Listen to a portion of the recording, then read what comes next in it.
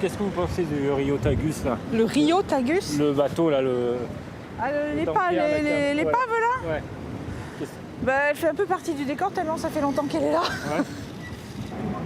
Bah, c'est laid, c'est sale, Ouais. c'est dangereux éventuellement. Je pense qu'il aurait dû partir depuis longtemps à Casso.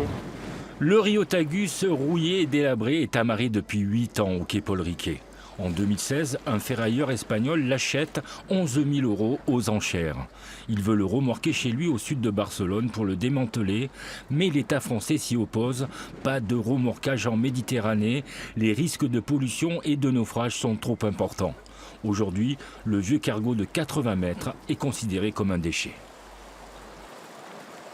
On avait, dès la mise en vente du navire aux enchères, prévu une deuxième option potentielle. On avait d'ailleurs mis dans le cahier des charges, à savoir la possibilité de démanteler sur place. Donc c'est une autorisation temporaire qui est exceptionnelle, que l'on va devoir peut-être renouveler et qui nécessite évidemment des coûts de démantèlement beaucoup plus importants que s'il était démantelé dans un chantier agréé en Espagne.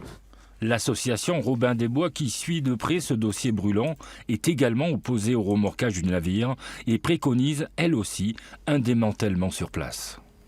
Des années que ça aurait dû être fait.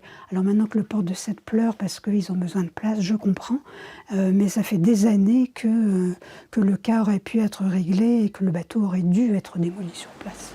La démolition du navire dans le port devrait coûter 400 000 €, une addition salée que le nouveau propriétaire du Rio Tagus refuse de payer. C'est donc l'État et les autorités portuaires de Sète qui doivent trouver une solution dans les semaines à venir.